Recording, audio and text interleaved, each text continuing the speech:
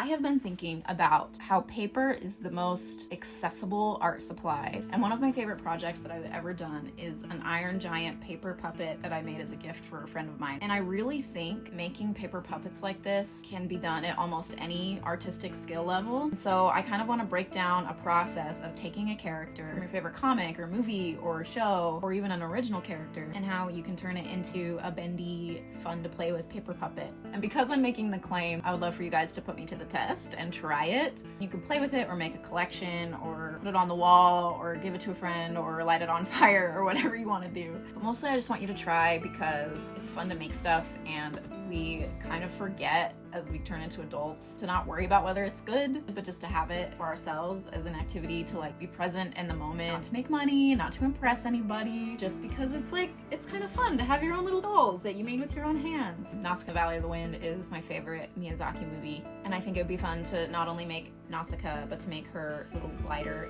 and an Ohmu.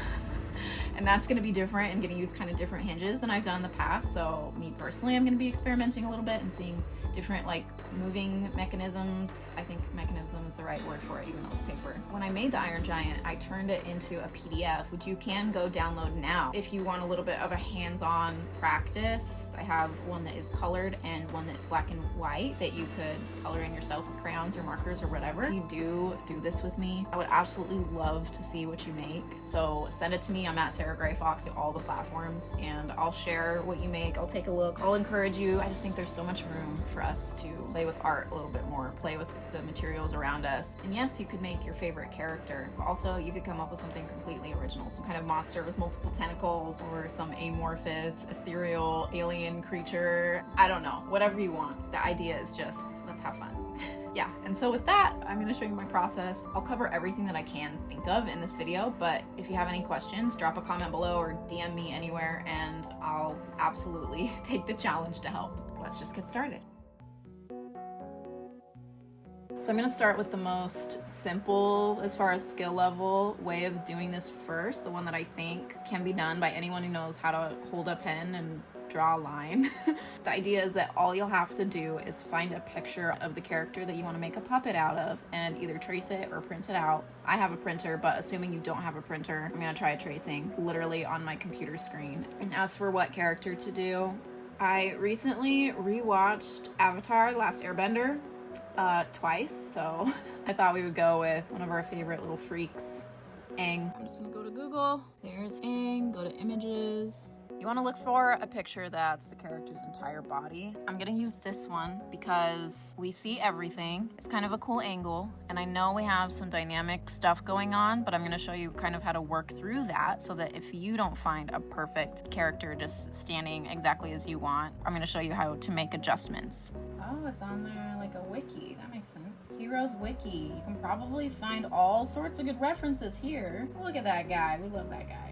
All right, now all I need is a piece of paper. Ultimately, I'm gonna transfer him to something a little stronger, but for a tracing part, I'm gonna use just normal printer paper because it's gonna be easier to see through it to the lines. Got my paper, have a pencil. See how easy it is to see that? One thing I'll say is if I had a bright light behind me, you kind of have to create a shadow sometimes to see your screen, just depending on what kind of picture you have. So sometimes I'll even literally put a blanket over my head with a little bit of light peeking through so I can still see what I'm drawing on the paper. But because it's so dark, I can easily see what's going on behind the page. Try not to rough handle my computer, I guess. It's a little smirk.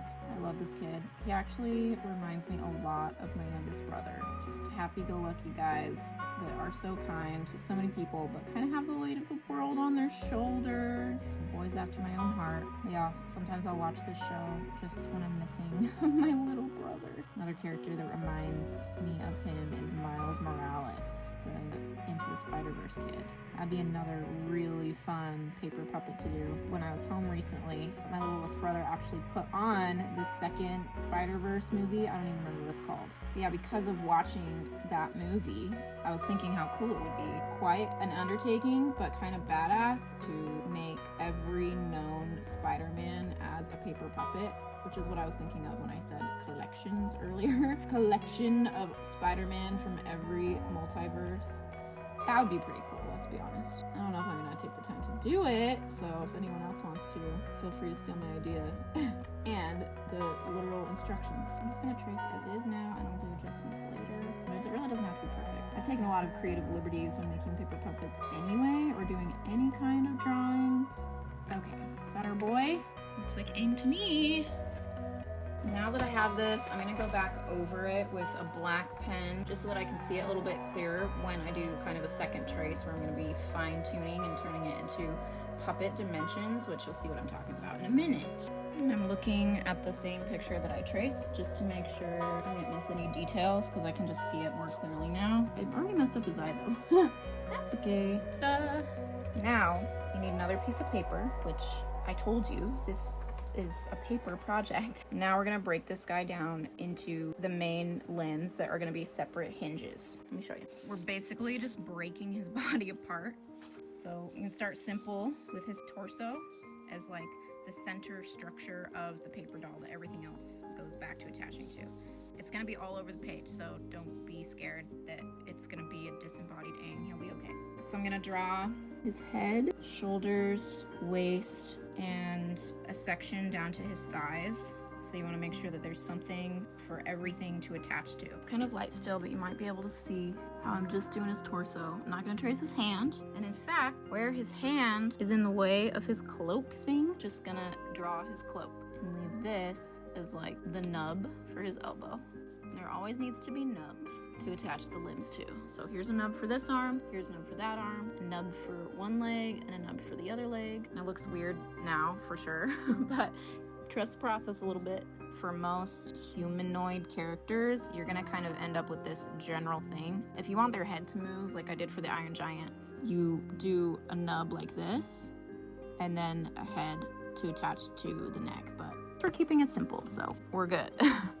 You can do this. So now that we have the central nub, I'm gonna do the limbs separately. I'm gonna do his leg. I'm gonna make sure there's a nub shape. I want his leg to come all the way up, over a nub, and then trace the pants. That's that. And then the bottom part of his leg, we'll do another nub. It's gonna be hidden behind the pants because his knee's inside. So we'll do a nub like this. So I'm not sure if that foot angle will always make sense. So we'll do the heel and a foot, and there's his toes. And trace the other leg here. Once again, make sure I've got my nub. It's like pantaloons, like chaps. Airbending chaps, okay. Oh, we've got our nub, got our knee, we've got our airbending chaps. So that's his leg then. This is part of his inner thigh chap. Just had to understand the anatomy a little bit. Okay, this other foot's gonna be a little tricky too. I'm gonna do it very similar to this one, but I'm gonna make sure that the size of it is this size, because this foot is behind this side of his body, just to make sure that the limbs match the sizes of where they're placed. For this foot, because so much of it is hidden, I'm gonna have to imagine his calf. I'm not just gonna draw this little notch. I'm going to create his entire leg and foot to the best of my ability. So it's gonna come like this and be his entire calf. That's what's nice about this too, is I can just draw on it and show where I want all the connections to be as part of tracing. You could use different colored pens or pencils to kind of keep it straight in your head if you wanted to, but I can see where I'm gonna cut off his limbs basically to reassemble and make him move. And I'm gonna straighten the foot out too, just like I did with this one. It's just gonna be less intense. Now that I kind of have his calf, go like this. Yeah, that looks pretty weird, I'll be honest. Because this foot's literally gonna be bending upward. I want it to look like normal foot. So here's another thing too, is you can look at references. Yeah, look at that. I'm gonna trace that one and just make sure it's the right scale as this page. There's always a little bit of experimentation. There's always a little bit of adjustments. There's always dropping your papers on the floor. See, this one would be pretty easy to turn into paper puppet. It's a lot less angles and things like that. Now that I have his feet, I'm gonna do his arms. Because he's wearing a cape, I'm not gonna worry about making his upper arms. With some characters, you wanna do that, have nubs like this, and then the upper arm is a nub like how the upper thigh is. But for this design, we're just gonna keep his cloak and just make the lower forearms. So I'm gonna trace the hand, my nub. Something get lost in translation. You can be a lot more careful than me too. You can take your time. I am being haphazard. Sometimes it's all the effort you want to put into something, and we're being realistic here. Looks like a Whoville hand. Okay, and then I'm gonna do his other hand, and I'm gonna do it just as it's drawn and just make sure his elbow can attach. Just a little guy. Now that I have this, the trick is going to be getting it onto paper that is a little bit more sturdy, that can hold a pin in it without ripping. Oh my God, a wooden puppet would be so cool. That's an idea for another day. It's okay. One thing at a time, Sarah, which for this video, it's like 4 things at a time, Sarah. So for the actual puppet, you're gonna want a more sturdy paper. Your options are to find some poster paper or cardstock or watercolor paper. I was also thinking the other day, you could literally cut these out, paste them onto cardboard, and then put your pins through cardboard. So that's another method. But what I'm gonna do is trace it onto some watercolor paper. With this trick that I know, I then want to paint it with some watercolors or acrylic or gouache or a mixture of all 3. We're gonna find out what I get my hands on in a minute. Just wanna get a pencil. The softer the better. It's kind of dull, this one. And I'm gonna scribble on the back of my drawing. Get it all packed in. Once you get an idea of how this all works, it becomes easier to be flexible within the process itself. And I'm gonna go back and do it this way too, just to really pack it in there. And I don't have to do the whole page, just behind my design. The design is scribbled behind. Here's my watercolor paper. I'm gonna stick it on here. I'm gonna keep this in the same spot on the watercolor. Taping it down can help if you need to. Then I don't wanna use this dull one. I wanna use something pokey. To retrace, once again, I'm gonna go back over the design and it's gonna transfer a little bit of this lead onto this page. I'm pushing pretty hard. Look at that, yeah.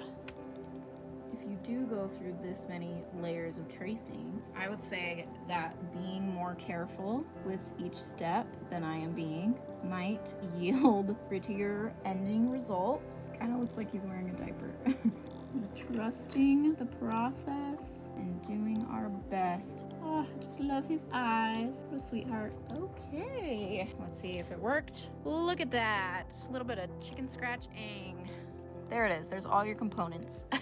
It's 1:30 in the morning, but I am going to paint it tonight, I've decided. Hello. So it can be completely dry for when I have some time tomorrow to get it all cut out and put together. But thankfully, it's pretty simple. I think we just need some like peach and orange and red and a little bit of blue, obviously, for his arrow. Oh, it's interesting we don't have the back of his hands at all for his hand arrows. Next time. Okay, I've got this box of paints. Most of them made it through my house fire, and there's this layer of gross ash on the top, but I promise it's okay. We're really proud of them for surviving the house fire. I'm not eating it, so why would I throw these out? They were perfectly sealed. Not as gross as it looks. That's a good yellow. What about rose? Or coral? Are we doing neon Aang? Like bubblegum girly pop colors? I'm down with that, honestly. I think you'd appreciate it too. You don't need paint by any means. You could use one of those little watercolor tubs that you used in middle school, or just some colored pencils, some markers, crayons. Crayons? What about a skin tone? How am I gonna do that? I have this war paint for painting, barbarian flesh. That's a skin tone, that might work. Let's do some color tests right on the same page. See what we like. So much paper. Oh, that might be good for his cloak. Soot. Cool. Cool. Okay. And it's just a matter of coloring things in. I'm not being very precious about this. And I've never done Posca pens on watercolor paper. It's kind of an interesting texture mashup. We're just gonna get a little bit messy. It's just like I've been talking about. We're not trying to not get our hands dirty. Life's boring. You never get your hands dirty.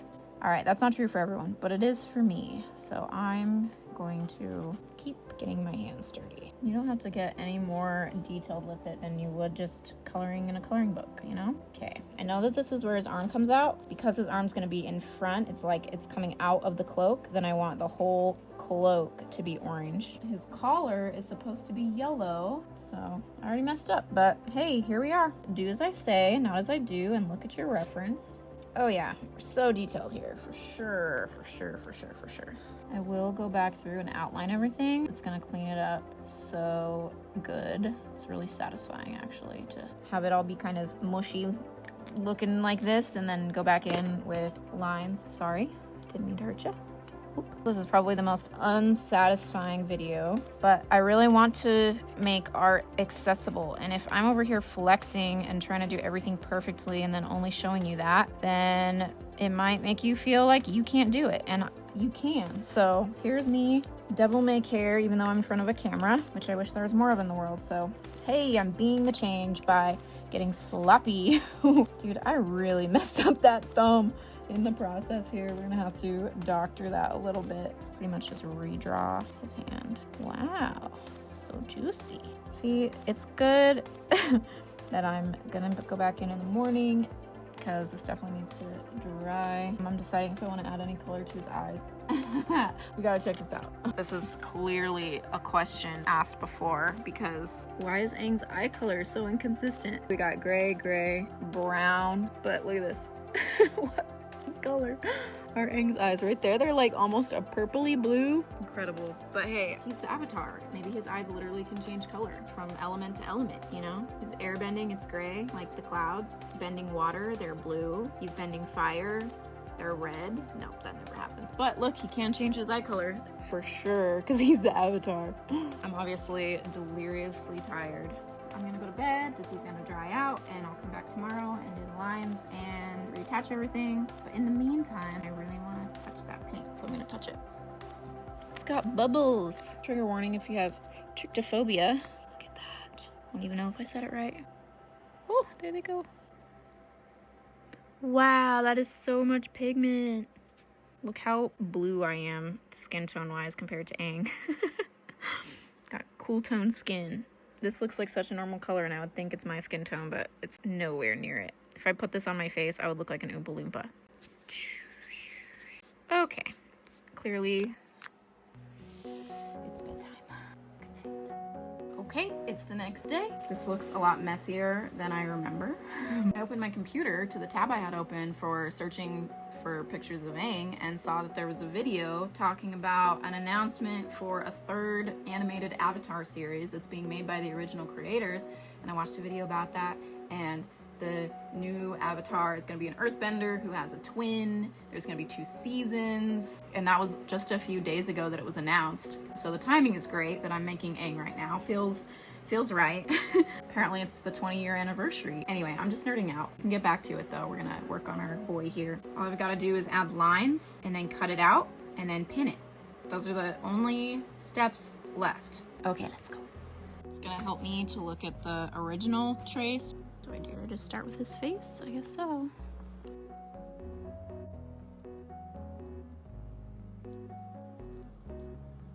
Because I'm right-handed, if I start in the top left, then I can just work my way this way and not worry about smudging. Add whites. Some little details here and there where the light might hit on stuff. Well, our boy looks pretty good. I wonder how many times in this video I've called him our boy. But isn't he though? Isn't Aang collectively the world's boy? Okay, that's great. That's plenty. You could cut this out with scissors. Typically, I like to use an X-Acto knife. Sometimes you can find cheap ones at the dollar store, but otherwise just at Walmart and what have you. You'll definitely see me using this later on Nausicaa just to get lots of little details. But for something like this, you can totally just use some normal scissors. So that's what I'm gonna do now, just to show you that it's possible with the simplest tools that you have at home. If you have something sharp like these to kind of get into paper corners, that will be helpful. You might end up using big ones like these. I'm gonna use these really terrible elementary school scissors. Getting the general outline first. Now it's easier to just go in. Choop. Do appreciate my sound effects. Some people are just walking onomatopoeias. Some days, I am that person. So for tight corners, rather than go in and like try to twist, I'll go in from both directions and just meet in the middle. Ooh, these scissors are definitely rough on my hands, but also I'm old. My hands have made a lot of stuff so far. See how much use I can get out of them for the next 60 years of my life.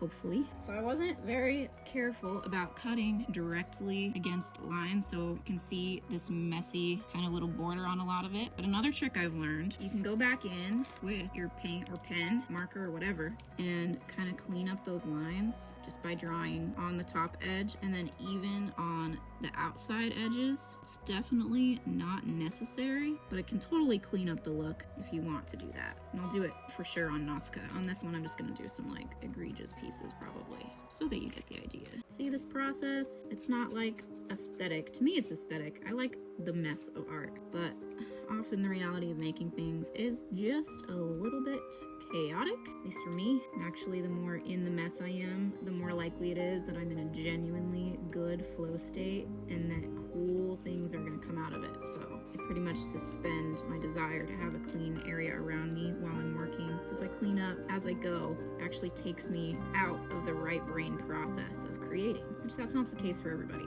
There's all our pieces, that's everything. Let me show you how it's gonna come together before I find my pins. I might have avoided doing the outline around the one that goes on top. This line really does make it look like he's wearing a diaper. I'm gonna go back in and paint over that so that his bottom of his pants blends in. That's something I forgot. It's been a while since I've done one of these. We're learning together. Yeah, see how that's gonna look a little less diaper-esque.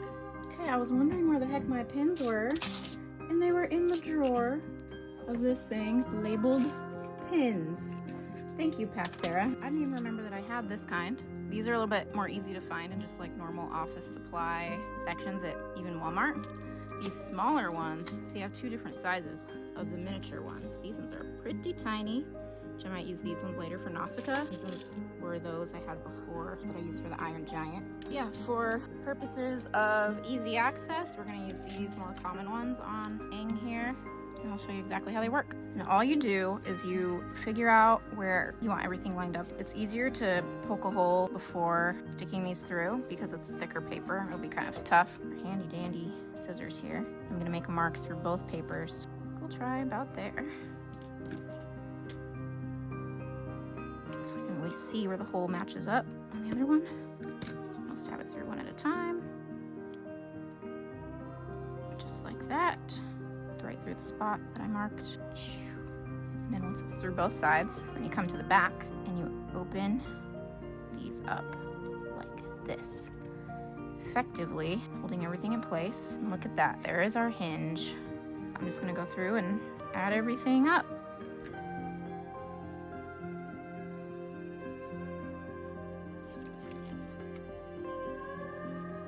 Since these are so long, I'm actually gonna double fold them just like this.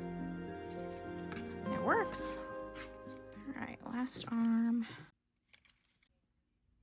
There you have it. Very simple, fun to play with paper doll. And obviously this one's a little bit different as far as angles and things like that. If you get a more straight on view of someone with flat feet, you're gonna end up with one that's a little bit more easy to style in different poses. I think it's fun. An idea too is you can make multiple arms and legs, just like the little action figures that their hands and feet and stuff pop off, so that you can replace them with different poses and things like that, which is absolutely an option for making paper dolls. But yeah, there you have it. There's our boy, Avatar himself. Cool. So with that done, I think now you guys get the basics. Hopefully you can believe me when I say that any character can be turned into a paper puppet. Now that I have receipts, I can work on Nausicaa, which is the one I have been thinking about. Going to put a little bit more effort into the overall style, the overall quality, the paint job, just being more careful and intentional, a way to make it more fun and challenging for me personally. Push myself a little bit, and that's probably gonna be tomorrow. I have a little bit more design work to do, and I'm gonna go swing dancing at my favorite spot in Nashville, so it'll be really nice to see a couple friends there and get moving. I love little mantras that remind me to get out and do things that I care about doing. And I have my own mantra that's explore, experiment, express, which for me, that does cover moving your body and stuff like that. Dancing is part of exploring because it's exploring relationships, it's exploring my body, it's exploring music, it's exploring what it's like to get sweaty on a Monday night, even though it's like 30 degrees outside. And when I first started going swing dancing, it was an experiment. I didn't know how it was gonna go. And then now that I'm a little bit better at it, because I've been doing it for a couple years, now when I go, there's a little bit more opportunity even for expression, because as someone who is not in touch with my body, it took me a while to get to a point where now, instead of literally just hopping around like a frog because I didn't know what I was doing, I can try new things and be in the moment with the people that I'm experiencing with. Oh, experience, that's another good X word. Explore, experiment, express, all in the pursuit of experience. I love my X's. What? Okay. But yeah, I'll be back to my desk tomorrow and finally get to work on Nausicaa. See you later.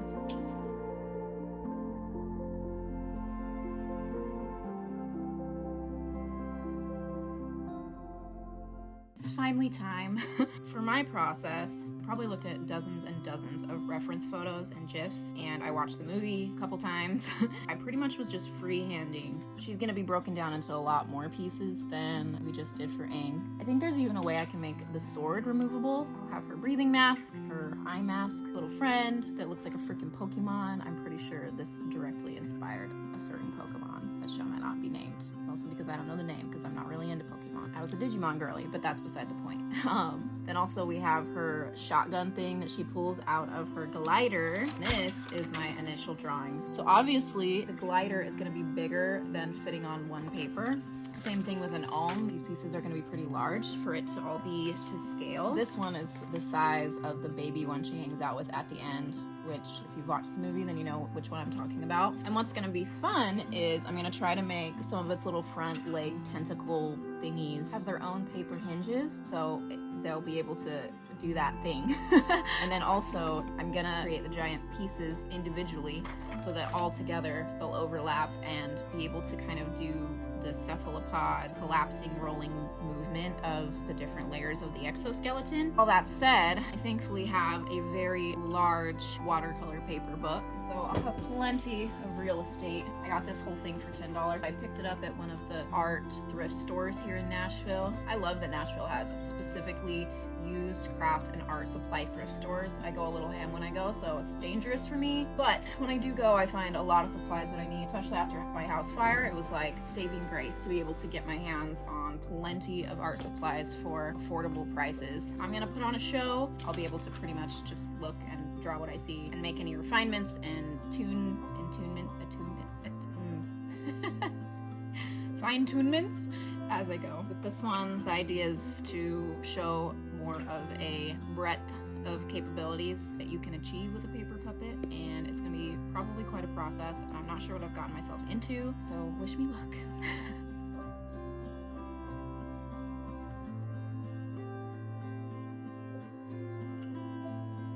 Okay, I cut the drawing out to make sure that I got all of her proportions right. I think it's actually gonna work great. I was worried the hat wouldn't cover her hair. That's looking good. The mask looks the right size. Look at that. I just think it's gonna work good. I'm gonna figure out how to do this the best way. But I wanna do a notch in her hand maybe somehow so that she can hold on to things like around this, at least to look like she is. And then the arm was a bit tricky. Got bunch of pieces and then one big end piece. Just a lot of moving parts, as they say, but I think it's gonna work out good.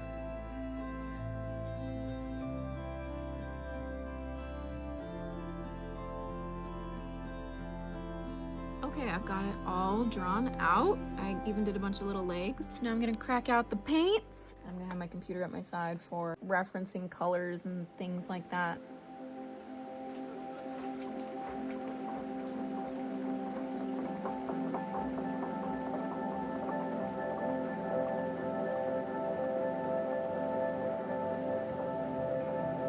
Just about one color in, and I already managed to get a bunch of paint in my hair because I was dropping things.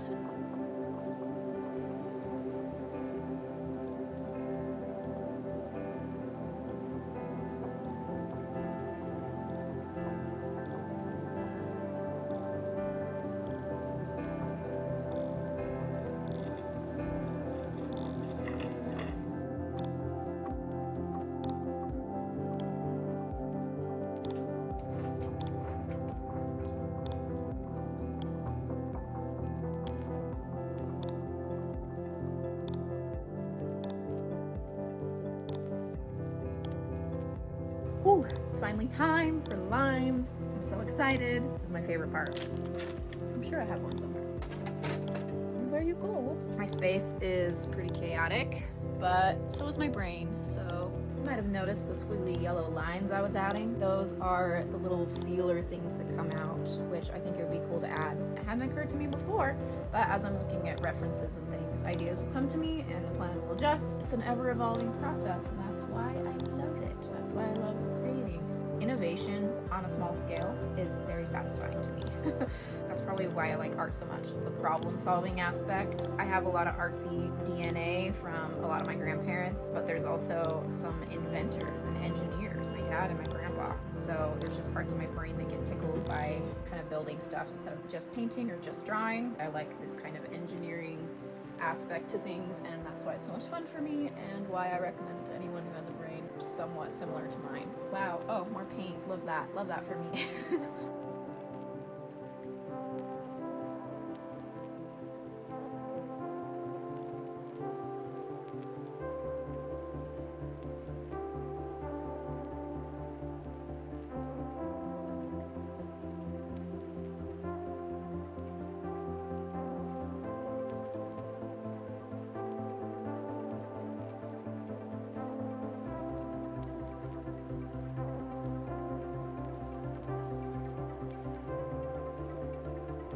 Gonna trim all the fine details. This guy turned out pretty good. I might have gone a little bit overboard with the ohm legs, and I'm realizing just how many pins are gonna be needed for this, but we're in it now.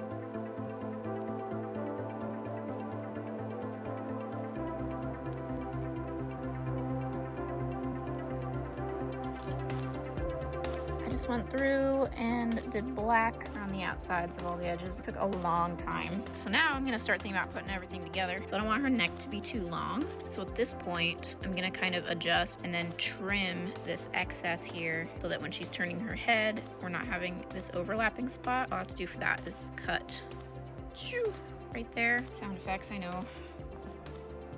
Now, when her head turns, probably curve that too. Put off this black piece. Yeah, I think that's gonna work good. You can buy, I've seen on Amazon, these mini brads that are in many colors. If I had blue, for example, that could kind of blend in with the dress, that would be really cool to use. So if I get her lined up here, and I'll kind of do a little X. That will open up a hole instead of just ripping a spot. These are the tiniest ones I've ever used. I'm glad I have these. So now that I see her neck up here, it looks like it's broken and disconnected. Mark, and I can even twist her head down like so. Cut it off. I didn't even need to make her head move, but it works for me.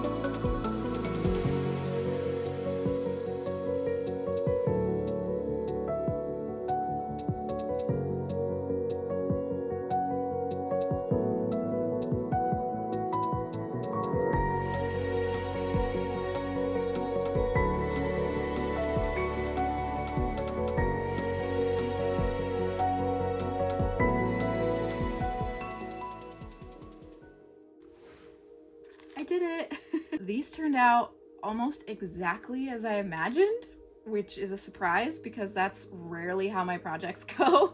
I'm so happy with how the ohm moves. These hinges work exactly how I imagined that they would. I mean, it's obviously a little clunky because paper, but got the feeler things, and these can go back here. It has everything. I love having this giant little bug. Oh, one thought that I keep having, how cool would these be used for stop motion animation? Look at that. I'm just obsessed. Okay. Got her glider here too, and it works well for her to truly weave in and ride it.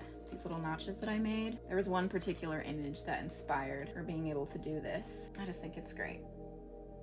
Once again, I would love to see if you do make a paper puppet, how it turns out, what character you choose, if you do some sort of set or collection or team. The possibilities are so endless. It's so satisfying and so simple, and they don't take up a lot of room. I mean, you can store these flat somewhere. I can pull them out anytime. I just want to have a little bit of fun playing pretend or just looking at them. I don't know. I know that this was a longer video and it was kind of just like hanging out crafting with me. That's kind of how I plan to make videos going forward. So if you're into that, stick around, subscribe. I plan to make some more tutorials and do some other art challenges and prompts and share prompts with viewers and just see if we can collaborate together to make more things and inspire one another. That's what I'm all about. That's why I'm here. So if you're an artist or if you just like making stuff, please drop a hello and introduce yourself. Let me know if there's a specific tutorial that you would like to see or your favorite kind of art. I dabble in almost every medium, so there is going to be a lot of experimentation here, a lot of exploration, a lot of expression. My favorite part about the internet is that we can connect and create community even though we might be far apart. So yes, I hope you enjoy this. I hope you'll stay no matter what. Thanks for watching, and always remember to explore and experiment and express, and I'm so glad you're here, and I love you. Bye.